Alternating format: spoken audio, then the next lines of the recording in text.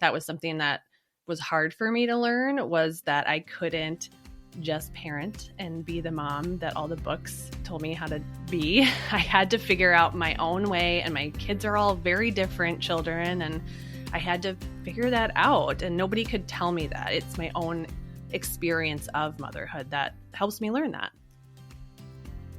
Hello and welcome to the And Both podcast. Here we are going to hear from moms and those in motherhood that are doing the thing that works for them. They are honoring themselves alongside the all-encompassing role and level of expectation that is motherhood. And we are going to hear from as many different people as possible in their own experience. So you can find people to relate to.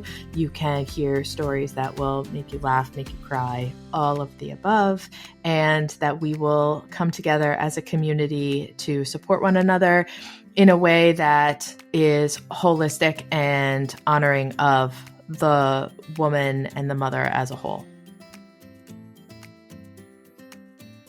Hello and welcome back to the And Both podcast. Today I am here with the lovely and wonderful, we've met previously, Elisabeth Emmerich. She is from Experience Motherhood. And so I am so excited to have you here today to talk about motherhood because that's in your wheelhouse as well in life and in business. So welcome to the show.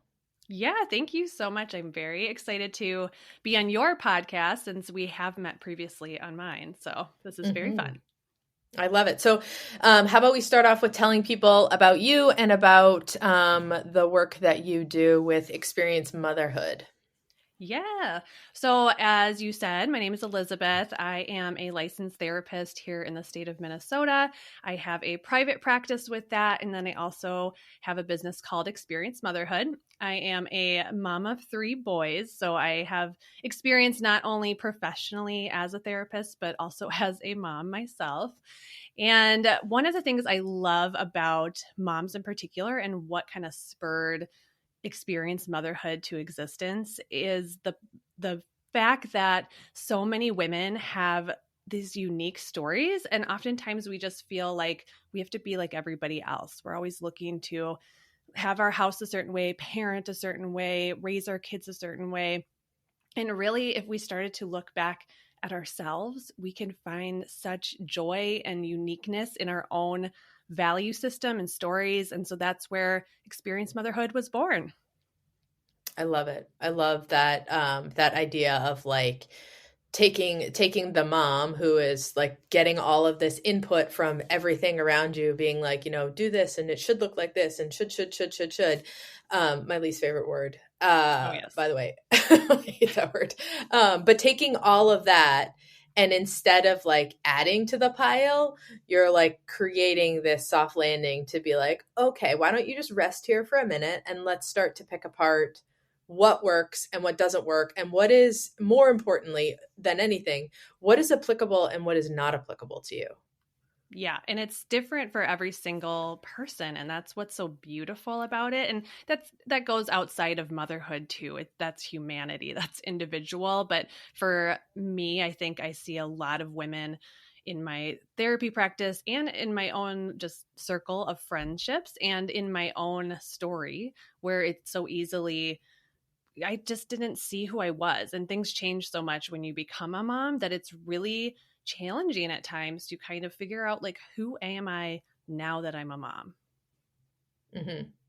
Yeah. And it's not something that you can say, like, you know, it's people try and warn you and before you have kids, like you will heed no warnings whatsoever. Cause you're like, no, I will be the one to do it differently. And then, you know, you say that and the people that have the kids, they laugh because they're like, oh, ha, ha, ha, that was me too. And I think that it's important to say, no, it doesn't have to all be the same, but it has to be tailored specifically to you. So tell everybody about kind of, I guess, the work that you do with moms with Experience Motherhood. Yeah, so I do have a podcast as well. It's called Experience Motherhood Podcast. And really that platform is an opportunity for me to connect with other women, particularly moms, and hear their stories and highlight the challenges, the joys of motherhood, and just that uniqueness. And I think what's so fascinating to me, and probably why I enjoy it so much, is because I love hearing just that unique perspective, and that maybe there were challenges in different seasons of motherhood, but this mom is still moving forward and there's not like an end point. And I think that's really important to note. It's not like you like come to, figure out motherhood and have it all put together. It's like, no, it's constantly changing and evolving. And I've seen such a shift in women, in moms in particular, really doing this, like wanting growth, wanting to figure out how can they be the best versions of themselves. So the podcast really highlights different stories. I also have on different guests to, help us on this motherhood journey, because for sure we can learn so much from others, expertise and experience. So there's the podcast, and then I do some virtual coaching here and there, but my real bread and butter at the moment, besides the podcast, is my course that is launching again in early January. And that really focuses on helping moms figure out who they are. It's called Experience Identity. So kind of everything I'm talking about encapsulated in this course, coming from a decade of being a therapist, a decade of being a mom, and putting together in this course the steps that you can take to figure out, like, who are you now in motherhood? I think, yeah, that's awesome. And so people that join the course, Yes. I guess that's probably so the people that join the course, are there common themes that you've noticed about people, like how old their kids are, or how, like, where their background is, or what, like, is it sort of like a trend? Is there a trend there? That's a great question. Overall, the trend of what I've put in the course, like, let me start there and then I'll kind of answer more specifically your question. But so in therapy, I often see very similar patterns happen when women come, particularly moms, of struggling with figuring out, like, I'm hearing all of these voices telling me what to do. I feel like I'm failing in motherhood, have a lot of self-doubt. Maybe there's a real lack of boundaries, and feeling then guilty about, like, not doing something in their motherhood journey because they just need some boundaries, but they don't know how to do that. Or even having that community. I think there's a vast loneliness women experience, particularly during COVID, and even after COVID, there was just this loss of community. So I saw a lot of patterns working with women in that manner. And so that's where the topics come in the course. And then for the moms who have taken the course, they do have a range of, like, ages and different seasons of motherhood. But I think what's really cool is, like, yes, you could take the course at any stage in motherhood and find a lot of benefit from it and learn the tools, from me as a therapist to take with you. But also, I think early on in motherhood, it would be almost the most important, which ironically, early moms, as we know, both being moms, that we have no time. And that's a very common, I guess, objective that I often hear from moms who really want to take the course, but they're like, I have no time. I have a newborn. I have a toddler. I have multiple, jobs, businesses, whatever it is. So the time factor is really hard, but that's exactly the mom this course is for, ironically. And so I've made it really for that mom who is in the throes of just transition to motherhood, and they're like, I didn't expect this. I didn't know what motherhood was going to be like this. This is so much harder than I thought it was going to be.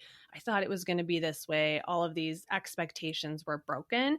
And the course can be done totally audio only. You can certainly sit and watch my slides with the audio if you'd like. And then there's a workbook that goes with it, because I don't want you to just listen and then move on to the next topic. I really want it to sink in and transform you in that motherhood experience. I like that. I like that idea too, or the like saying out loud piece of the people who often will derive the most benefit from this are the people who have yet to come to that awareness level of, like, oh, this is it. And I think too, like, I was just saying this on another episode with another mom. It's like, there is such a similar trajectory for in motherhood, no matter where you are along the continuum, is that there's this like experience and expectation, when you're pregnant, and you've, whether you read the books or you don't read any books or whatever, but this like idea of like, I know exactly what this is going to be like, and I am in the driver's seat, I am the mom, I can do this, yada yada. And then you have a baby, and like someone hands you this like tiny, very vulnerable human, and you're like, no idea. Like all of that I thought that I had, that's all gone. But that cracks open that opportunity for all that should, and all of that advice and all of that. I mean, I think that too, like some of it is very well meaning, but some of it is also in service of that next generation, the generation before, being like, well, this is what I did, so this is what you need to do, because then we can like elephant walk this along. But what happens is previous generations, it's different, right? Every generation is different, but that you carve out time from yourself, and you carve out care from yourself in order to have more, and in order to do more, and in order to like be more and show up more. And that what I am noticing in my own experience so far with this podcast is it's that realization of like, I cannot continue to sustain myself in this way, because I am actually carving out pieces of me. I'm carving out time for me. I'm carving out all of this stuff to bestow upon everybody else. I need to take care of me, and I need to acknowledge me in the equation and in the process. And so that like nail on the head, it's that like preventative healthcare versus reactive healthcare situation.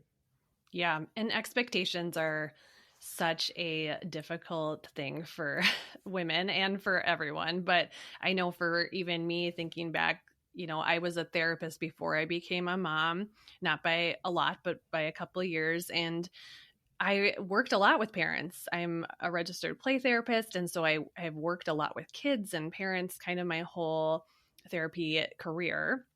And I remember feeling like I knew so much to tell Mm-hmm. these parents to help them. And, it wasn't advice, but really helping them learn some parenting techniques that could really help them in their own parenting journey. And then I became a mom for the first time. And it really just blew my expectations out of the water. I had, I think a lot of people can relate to this. It's like I did read a lot of those books. I am very type A. So I was like, I'm going to learn it all. Like, I'll just rock this motherhood thing. Everyone says it's so hard. I got this. Like, I have all this experience. And, I felt very, I went in it maybe a little cocky and thinking that I was going to rock this. And although I brought a lot of wonderful things with me into motherhood, it just didn't work out that way in a lot of different regards. And it still doesn't. And I think me learning, like, everyone doesn't know what it is until you've experienced it. And yet at the same time, no one's ever going to know what your journey is like. And that's both really scary, but also I want it to feel empowering too, because I think that, we might think that we know how to, handle a different situation. And then we go into motherhood and it doesn't work out that way. And so then we're looking to everyone else like, oh my gosh, like, should I do that kind of parenting style? Should I do this one? Should I feed my kids puree? Should I do baby led weenie? Like all of these, like, you're unsure. It's like you don't trust yourself anymore, where there really is a balance. It's like you can learn all that information, but also you have to be able to just trust your mama intuition, and that you're going to make mistakes. And that is part of the journey. And so I know for me, that was something that was hard for me to learn, was that I couldn't just parent and be the mom that all the books told me how to be. I had to figure out my own way, and my kids are all very different children, and I had to figure that out. And nobody could tell me that. It's my own experience of motherhood that helps me learn that. Yeah, I think too, having multiple kids, where you realize that like maybe the stuff that applied in column A does not apply in column B. Like, I mean, there are a million meme videos online about like oldest kid, middle kid, youngest kid, no matter how many kids you have, all of that. But like, you can't understand that the tools that you use for one are not going to work for subsequent children, or even if you have multiple children that are the same age, everyone is different. And so what you're bringing into this is going to look different on a day-to-day basis.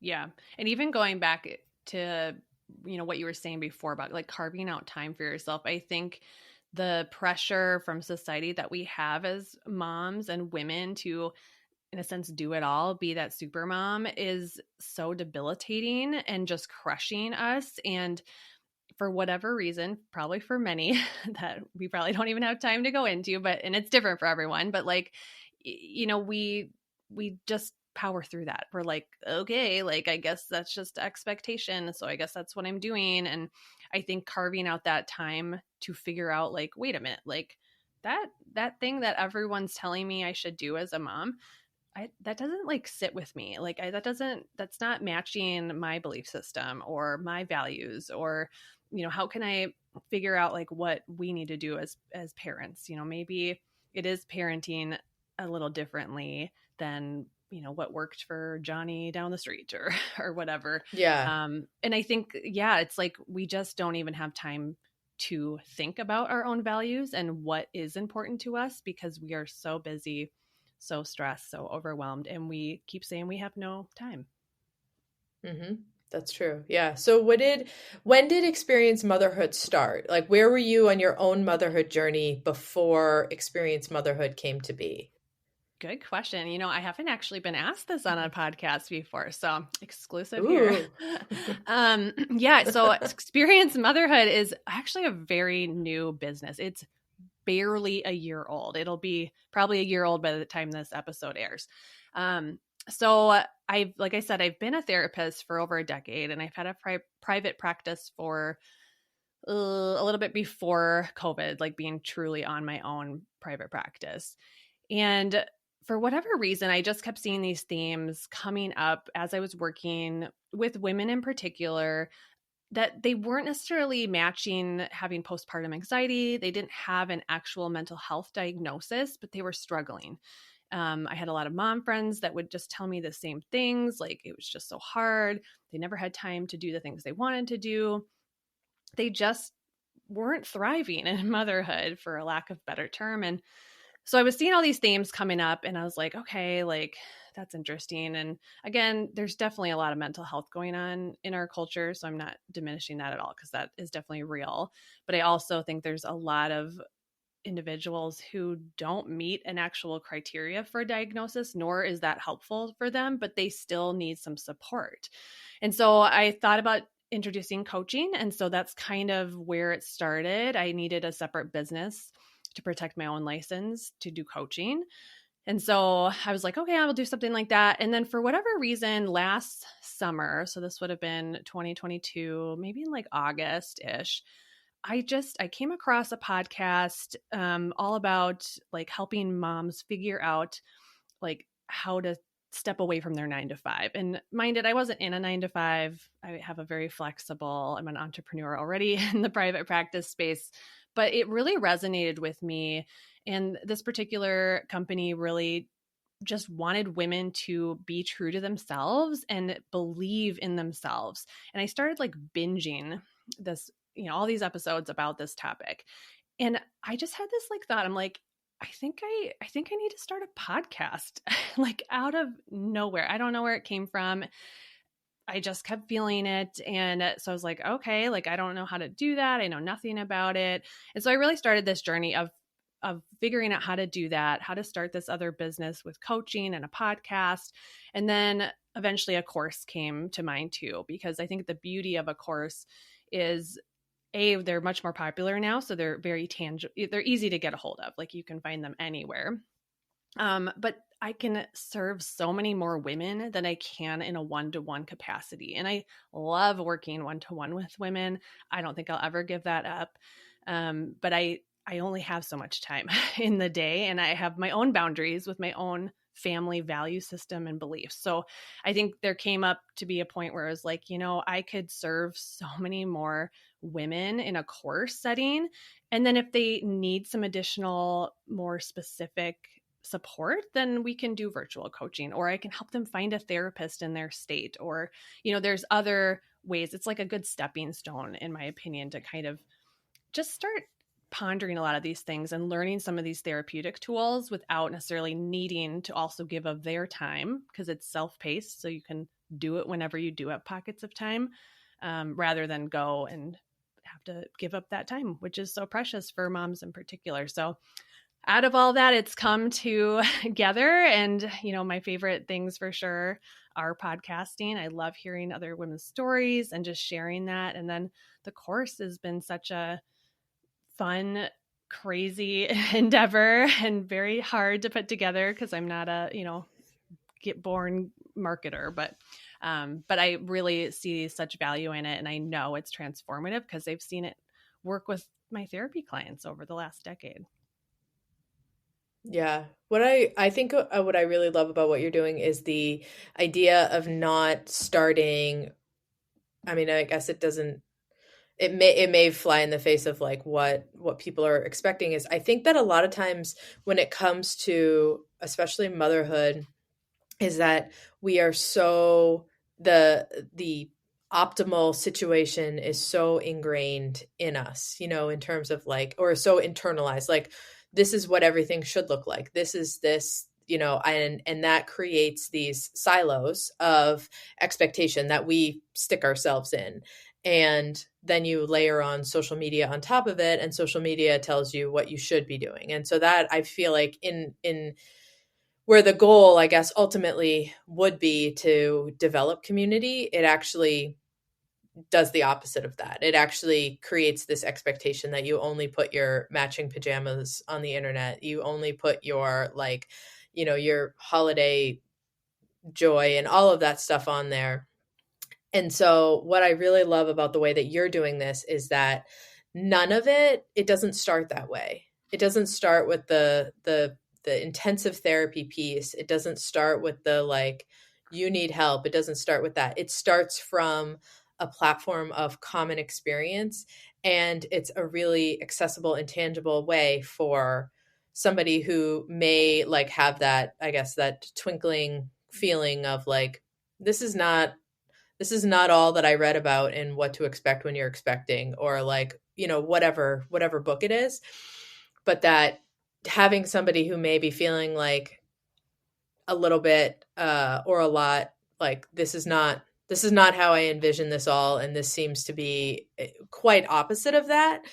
So that person can find your podcast, they can listen to any number of stories and be able to connect with people or hear from you, and that will help break down these pieces. I mean, that's what I envision, is that it helps break down these pieces, because once you find one person to connect with that is having those experiences, that person probably, hopefully, has another person to connect with. And then that's how you truly develop community. I mean, therapist to therapist here. So it's like, that's how you really develop the community that we all really want, but no one, nobody wants to raise their hand first in the room and be like, yeah, this kind of sucks, in spite of all the things that I expected it to be. So I think that's amazing to just throw the community piece out first, or like, it's like throw the landing pad out and be like, people over here are talking about stuff that you may be feeling too, and like, come if you want, but it's still going to be here. Party's over here. Yeah, it sure is. And I think too, I mean, what's so fun about the course too is that, and maybe other courses do this too, but I wanted it to really build back on that community and that point, like you said, of that you're not alone in it, even though your story is unique and no one has a story like yours. We all have similarities. And so when you join the course, you get to be, I know everyone's like, oh, Facebook groups. And like, I get that, but it is also the easiest way to like connect, because we all know how to use Facebook. But the idea is that there's a private Facebook group, and you can meet and, connect with other women who are like, you know what, I don't even know who I am anymore when I became a mom. Like, I don't know how to have fun anymore. I don't work out anymore.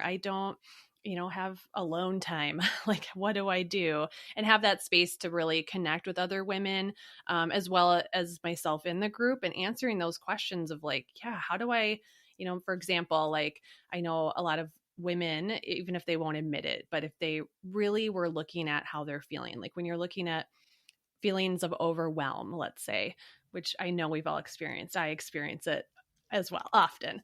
But Daily. oftentimes, yeah, daily, actually all the time. Yeah. But when you're feeling overwhelmed, if you take a step back and actually really think about what are you thinking about when you're feeling overwhelmed, more often than not, it's usually a thought of like, oh, I didn't do that well. I must be a bad mom, or I'm failing, or that person's better than me. I'm not lovable. I'm not worthy. I mean, there's so many unpleasant thoughts that are usually tied to those unpleasant feelings. And so through the course, learning how to identify those thoughts and change them will change how you experience your own motherhood journey. And that's just one aspect of it. But I think so often we feel so isolated and alone, and we look to social media for wonderful things. Like, social media can bring about so many great things, but they also can bring out so many negative things as well, especially, when we're looking and seeing, those beautiful Christmas cookies that one mom is making, and then you look at yours and you're like, oh gosh, like this is overwhelming. Pinterest Like fail. my yes, like my frosted sugar cookies never turn out good. I don't know what people's secrets are, but it's so easy to just feel not good enough and think that as well. And you get very overwhelmed and stressed, especially in like a holiday season, right? Like, it can just feel like everyone's going to all these things and you have to do all of this stuff and have all these gifts. And there's just so much pressure when it's like, well, who am I doing these things for? Like, am I doing it to show off to everyone else, or do I actually value it? And if you value it, fine, that's different. But most of the time, I think we aren't in alignment with what we actually believe and value. And so then it can feel very overwhelming. And that's where the course can be just a great stepping stone to help you get back to center, get back to you, and then connect with other women to know that you're not alone in it, and you don't have to be alone in it. And so I think that's the community piece is really such an important part of it, but it is really scary. I know firsthand to like admit that, you are struggling with that when it looks on the outside that you're not. Yeah. Yeah. I think too, I always think it's funny that people like say like, oh, Facebook groups. I don't like Facebook groups. They're like, what are you doing at 9:00? You're on Yes. Facebook or Exactly. Instagram. Like you're there, right? So it's like, yeah, I don't want to have anything to do with that. Like, I okay, know. I'll meet you at 9. Yeah. Right. I mean, it's hard. It's like there's, other programs for sure that you could like do things like that, like a Slack group. But hey, that's another app. I don't know how to use Slack. So it's like, might as well use what we have. And then the hope would be that maybe you do connect with somebody locally in that group, and then you don't have to even do that anymore. You could go actually meet them in person or on Zoom or another avenue. Yeah. Yeah. And having the experience of like taking a look at what's important to you on the inside versus what everyone's telling that you should be doing, and is how we're going to move forward in a different direction. I mean, if you look at like, right, like generations of parenting, our parents' generation, I feel like they really followed the line, right? Like they, minus the whole like peace, love, and happiness, like little island in that, it really was like, this is how I was raised and this is what was done when I was a kid, so this is what I'm gonna do. And I feel like our generation of parents, and not just mothers, because I want to like give lots of credit where credit's due, I feel like our generation of parents are the ones who are really like digging heels in and saying, you know what, if we know better, and we know, well, if we know better, yeah, let's acknowledge, if we know better, let's do better. And if we know that there's a different way and we want this to look a different way, then let's do that, so that the generation that we are raising moves forward in a different direction. And I think like us as a group and as a generation saying we need more community groups. We don't have, everyone grows up on the same street and lives there forever, and then they buy the house next door, because like no one's buying a house now. Also um true. yeah, it's crazy. But I think like because we are such a global community now, that leaning into those pieces where you're not necessarily like able to go to your neighbor's house and like hang out in the kitchen like maybe you did when you were a kid at your grandparents' house or whatever. It's just going to look different for us to find community. It's going to look different for moms to find community, but it's also incredible. Like, I work with people in my own job that are all over the country. I work with people that live in different countries. And it's just like I wouldn't have had the opportunities to do that. And so bringing that from like a work perspective into a parent perspective, like connecting with people all over the country, like if you look at that and think, okay, so this issue and these friction points are not just happening in my neighborhood, they're happening in California. Like that's a whole exponential level of like, holy crap, like we're really doing something differently here, and we really have the opportunity to make significant positive change on a much bigger scale just by virtue of the fact that we are much more connected. Yeah. And I think it's more important to point out too, as moms, we often are very self sacrificing, which is a very beautiful thing, but it can also be really detrimental to us as well, of course.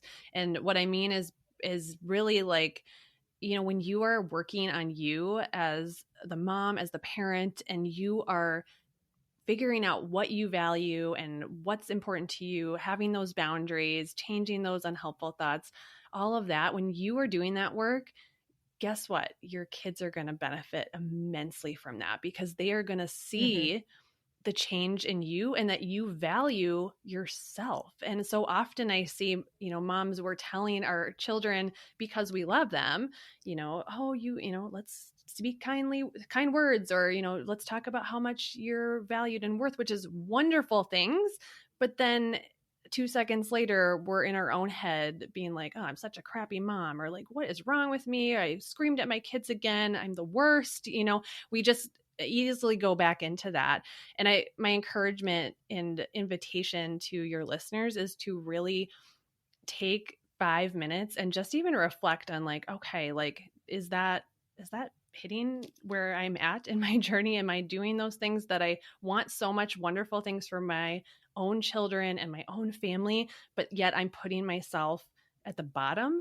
Because that won't change your actual family. Like, and so it's like both and like, I think sacrificing and giving of yourself as a mom is wonderful, but you also can't be doing that 24/7. You have to be taking care of your mind and your mental and emotional health and your physical health. I mean, you have to take care Mm-hmm. of the whole being, and that includes your own values and your own passions and your own hobbies. Like, it's okay to tell your kids, no, I can't play with you right now. I want to finish this chapter in my book first, or Yeah. whatever hobby it is. That is okay to say.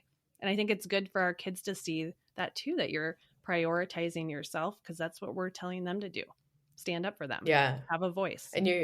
And you're getting into that community piece too of like you've got to, because that is such a long standing thing, right? Like we're all raised by the generation of like you can have it all, but in order to have it all you have to do it all. And we're realizing, like I think our generation is realizing that in order to do it all, that's not possible.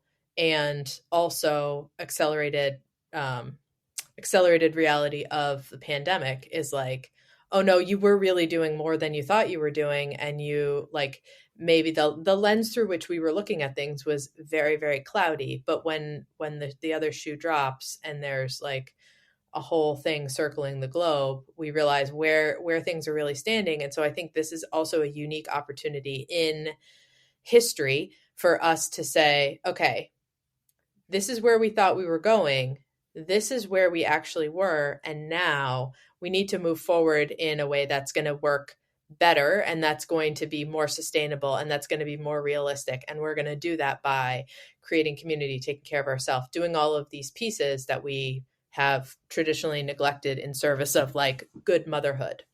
Yeah. And your all is going to be different than my all. And I think that's important Yeah. too to note. It's like your all might look this one particular way, and my all, and that really is just, what I value for my own family might be totally different. And that is okay.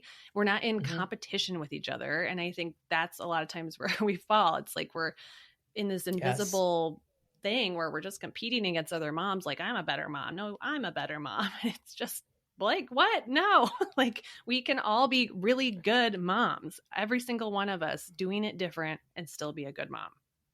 Yeah. And what does that even mean anyways? Like, what does it mean to be a good mom? How about, like, let's start there. Like, what does it even mean? Because what I might consider being a good mom is going to be potentially very different from what you consider. And that's going to be informed on previous experience.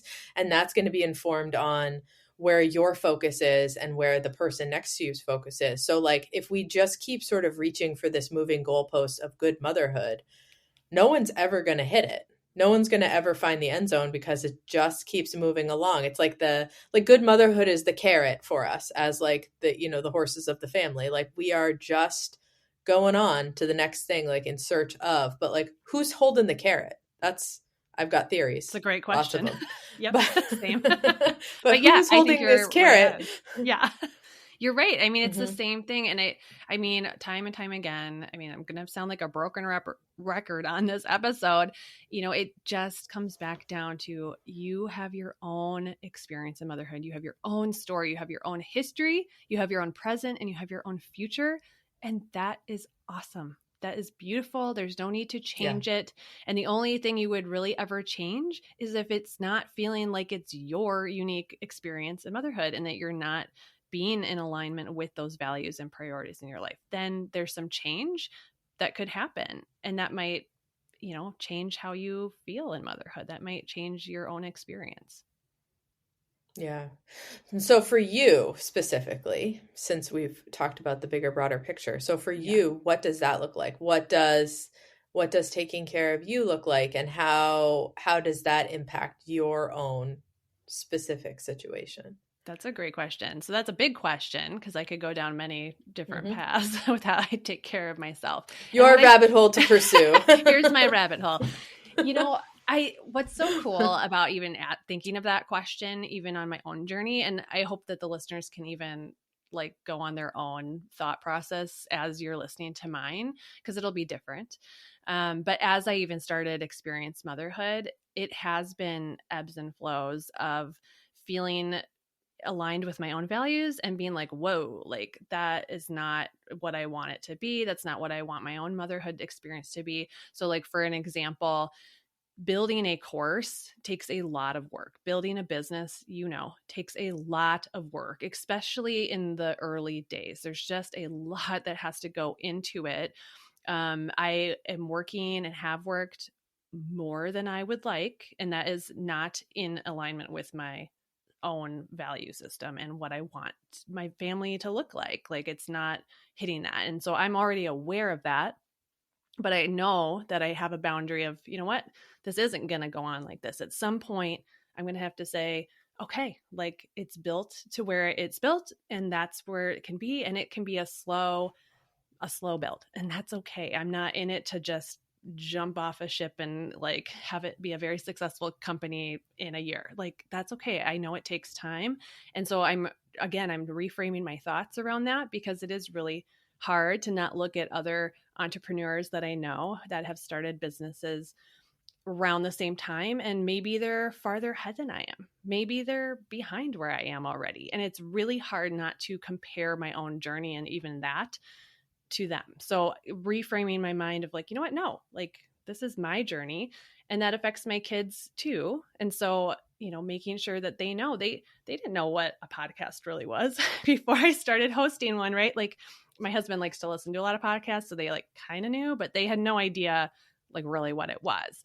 And so even inviting them into that, like, hey, here's why I want to start a podcast. Like, I can help more moms, and that's so important to me. That's a value for me as a human being, and that's really important. And so I'm going to do it. And so my kids have watched me build this business Do I like that I, have been working as hard as I have and not being able to engage in them? Not as much, but I also know Mm-hmm. it's a short season. And so for me, to kind of come back to your question, I think it changes and every season is different. Some seasons are going to be really hard. Like early on with my firstborn, that was insanely hard. He didn't breastfeed well. It was horrible. It was excruciating pain. It was just a horrible experience, to be quite Mm-hmm. frank. That was really hard, but then it kind of got a little bit better. And then my next kid and next kid, like it's going to change. And I think that's the important thing too. It's like, it's not like you come back and figure out like, okay, here's my list of values and beliefs and that's it. We're going to have them laminated. They're never going to change. Like, no, like it is a constant coming back to asking yourself again, like, hey, like, is this sitting right with me in my motherhood experience? Is this sitting right with me in business? Is this sitting right with me in relationships? Whatever it is. And that knowing it's okay if it needs to change again. Like I think values and belief systems do change over time too, but you just kind of have to kind of reassess. And that's something that I am currently still on this journey, just like any other listener. So Yeah. Yeah, I like that you point out that it's going to look different, not necessarily among like from one person to the next, but even in that person as an individual, it's going to look different along their trajectory. So like when you have, I think a lot of times that's what happens is like when people have really, really little babies and you're in that like washing machine feeling of identity swirl and like you're exhausted and everything's upside down, especially like first kid, you look to people as like, I guess like a guidepost or a lighthouse or whatever. But oftentimes, the people that you look to are way farther along on their journey. And I think that's where it starts. Because if you look to somebody who has a 3-year old and you have a 3-week old, and you're like, that person has a 3-year old and they have a kid and I have a kid, but it's not the same. And that person like has time to exercise and this person does this and this person has this and this and this, then I need to be doing that in order to be where they are. But what we really need is more people that also have a 3-week old who are going, here's what my life actually looks like right now. Because that's like you need to find someone who is in the same lane as you at the same time versus looking at the person who's way down the road, because that person is always going to have their stuff figured out. That person is always going to be the next iteration, but you're sacrificing your present in hopes of getting to the future space and thinking like that's when you will have it achieved. Like that person was probably upside down and sideways too when they had a 3-week old, but they're not putting that out there, or they're not there in that present time for you to be able to see and say, okay, this is also what's happening. yeah, it kind of reminds me of even what we were saying before of expectations. And it's not that we're saying not to ever have expectations. Like, yes, you should have some, but you want them to be realistic ones. And like, that's such a great example. And actually, I'll even give you a personal example. Early on, I would say up until like, oh, I don't know, a year ago when I had my youngest would have been like 3. He's 4 now. He's almost 5. But I was really seeing a lot of women like being able to have alone time in the morning before their kids would go off to school. And I was just like, what the heck? Like, that would be cool to have alone time. Like, I don't really want to wake up early, but I would like the alone time. But I can't do that. Like, my kids are still coming into my bed like every night. I'm exhausted. Like, I want to sleep.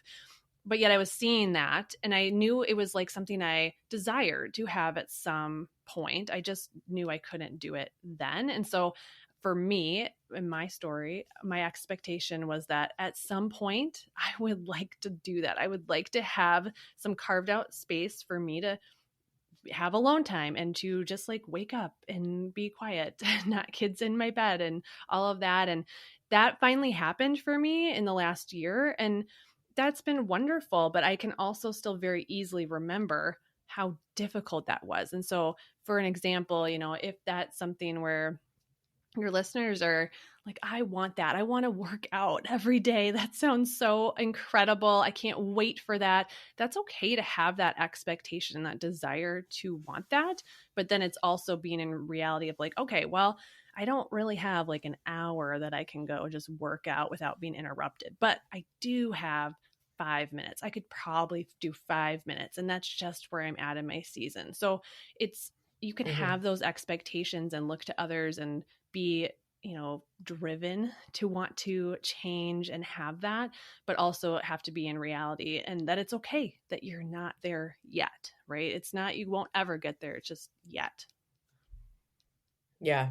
Yeah, yet. The power of yet. I love that Mm-hmm. they teach that in elementary school now. It's such a like it's such one of those things where like, the kids like come home from school and they're like, we learned about yet today, and like we talk about yet in my house, and I'm like, I just love when these things come to life, and like you start like that's when you start to feel like, all right, this next generation, like I want all of that for them, because I don't want them to I want to that this to be their normal. Like I don't want the power of yet is like just the most phenomenal thing, because it applies to everybody.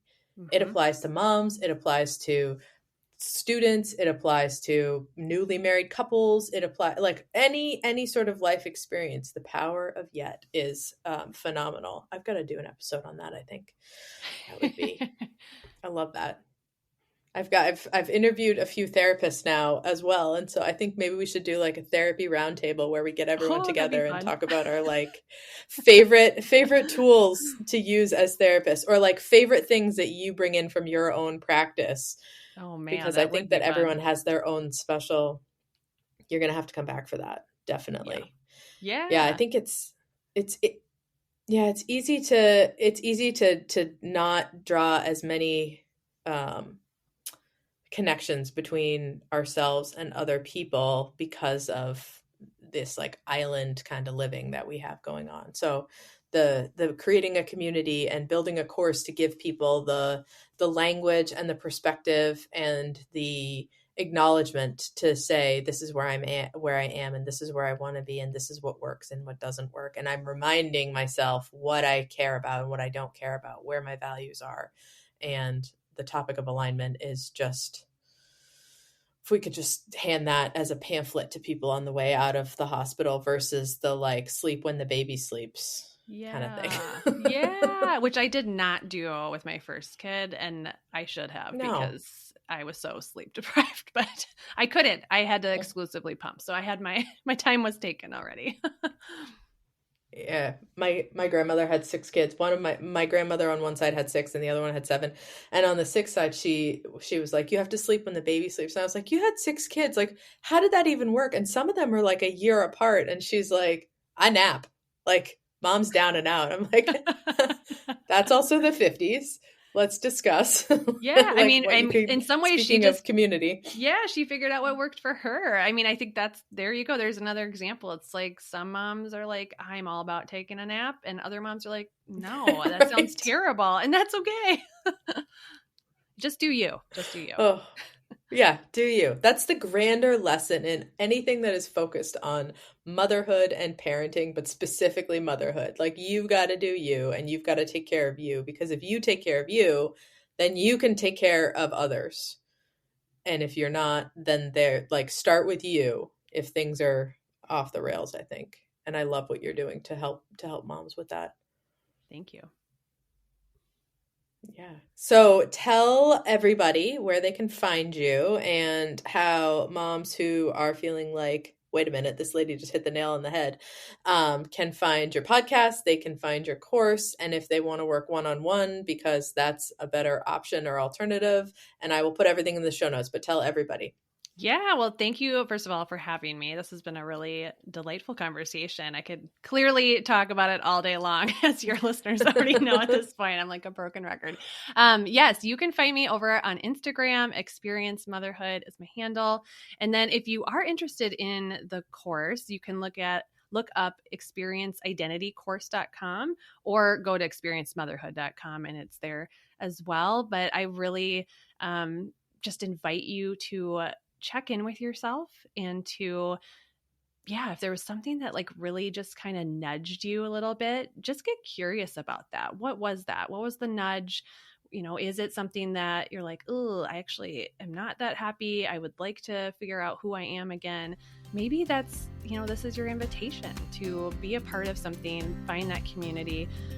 Or maybe it's just not yet, and that's okay too. So come, hang out on Instagram with me, or virtual coaching is an option as well on the website. Love it. Love it. Well, thank you so much. And I am already got my wheels spinning about what this therapy roundtable is going to look like. The therapists and motherhood, because I think that could be a really cool space. That'd be so fun. So you'll have to come back. Will do. All right. Well, thank you again thank you for joining me today. Thank you.